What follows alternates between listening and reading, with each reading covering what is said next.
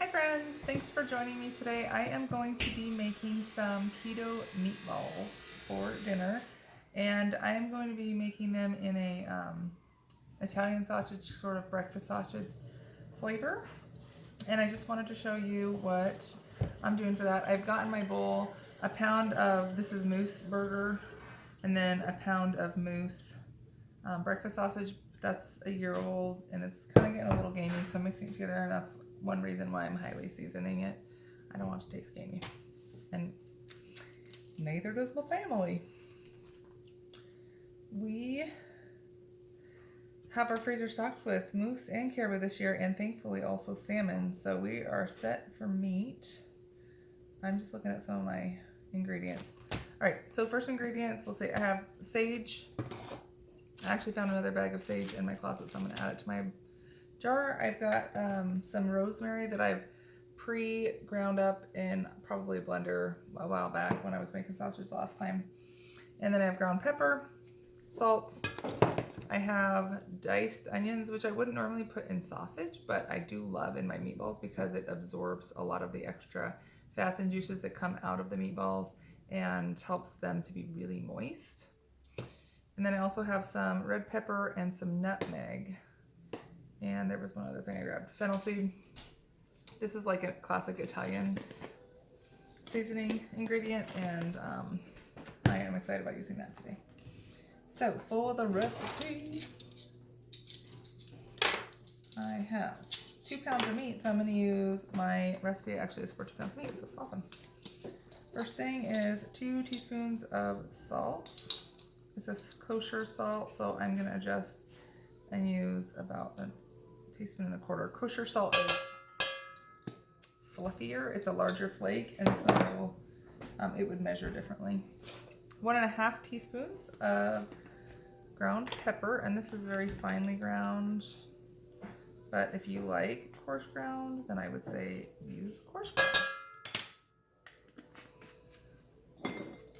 Next is 2 teaspoons of sage. I don't know which one to grab. I got 2 bags here. And this is that rubbed sage. It's kind of a fluffy leafed plant, it's got all those little fine hairs, so it's not it's not powdery. So I'm just gonna kind of break it up by put it in there. Pepper's getting in my nose. I think this came out of my camping seasonings. We bought like a seasoning rack for the camper, so I would have all the seasonings I like using. But some of the things that were on there we didn't need, like sage, I don't use in very many recipes. And I wanted things like salt, which is not usually in a seasoning rack, so I was like, oh, let's replace that. And like seasoning salt, we have like a Tony Shisher seasoning salt that we use, and I wanted that one on there too. All right, next is 1/2 teaspoon of rosemary. I actually really like rosemary in my sausage, so I would even be prone to using a little bit more of that. I am making this keto, so my recipe calls for a tablespoon of light brown sugar, which I'm not going to add, but I think I'm going to try using a teaspoon of the pyure and see how that, actually this is 1/2 teaspoon. See how that changes the recipe. It might not really do much, but we'll see. Sometimes a little sweetness is nice. This is cayenne pepper. It says 1/2 teaspoon. I'm not going to do that much because I don't want these to be like a spicy breakfast sausage. I want them to be like a really nicely flavored meatball.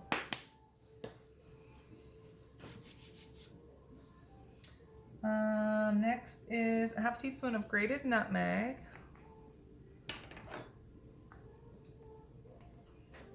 And that really just complements those spices that already went in there, like the rosemary and the sage. And I think the cayenne also brings out some of that nutmeg. All right, I'm gonna go to my other recipe that is for the Italian sausage so I can have an idea of how much to use of my fennel. This says 1 heaping teaspoon, and it is for 4 pounds. So I'm gonna use a teaspoon since I only have 2 pounds of meat. All right, what did I not use? I did not use garlic. Definitely need some garlic. I love garlic in everything about. Surprised there was no garlic in that. All right, I'm gonna use a teaspoon of garlic. I feel like that's probably the right amount. And I'm just gonna eyeball maybe a tablespoon of onions. Just go a little extra. 1.5 tablespoons. All right, and then since these are keto, there's no breadcrumbs or anything in this recipe, but I am going to add 2 eggs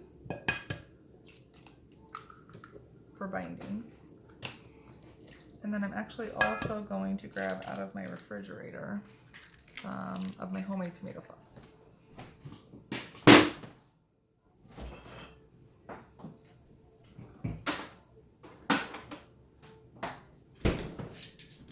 This is one that I actually canned on a previous episode, so I'll put that link in the comments. But it's full of different vegetables and spices already. It's just an Italian spaghetti sauce. Travis, I need you to put the sled out in the bar. And I'm probably gonna, this is about a cup. It's a 2-cup jar.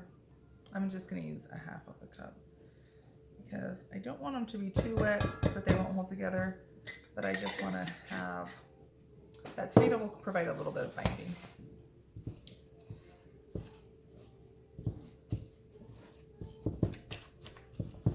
I'm gonna kind of crunch my meat up, and then I'm probably gonna dig in here with my hands. Our mousse from this year is very nice to work with. Sometimes it doesn't hold together super well for like burgers, but it's kind of like a medium grind, moderate grind, and the other one is a lot nicer to hold together and kind of like chunkier to separate right now while I'm getting my hands in there. Alright, this looks nice because it's going to be moist to hold together.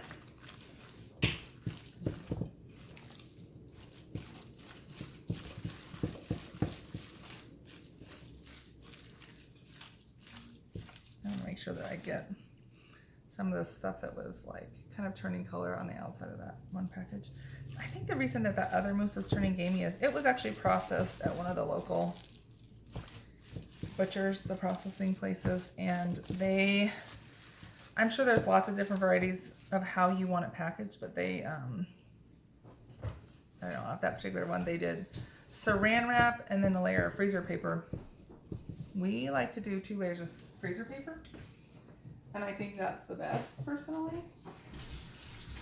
That's just what we've experienced to be the best for preserving and, you know, like almost no gaminess. For our salmon, we don't package in freezer paper. We actually have a commercial vacuum sealer, so we use that. I'm grabbing a cookie sheet. And like a 1-ounce cookie scoop. I love this for meatballs. I am not going to round these or anything because I am going to cook them in my oven. So I'm just going to fill the scooper and then press it against the side. And I'm not even worried about the sides because honestly, those don't matter. That's really what the finished product will be. And then these will just brown up. And I don't know if we'll eat them all. If we don't eat them all, I'll pop them in the freezer or use them for leftovers later in the week. But super simple. Thanks so much for watching today, guys. If you guys like what you're seeing, definitely subscribe to this page. And if you want to see more stuff like cooking, keto, or maybe stuff to do with game, comment. Let me know what you guys like to see, and I will see what I can do. Anyway, I really appreciate you guys watching. Have an awesome night, and see you in the future. Bye.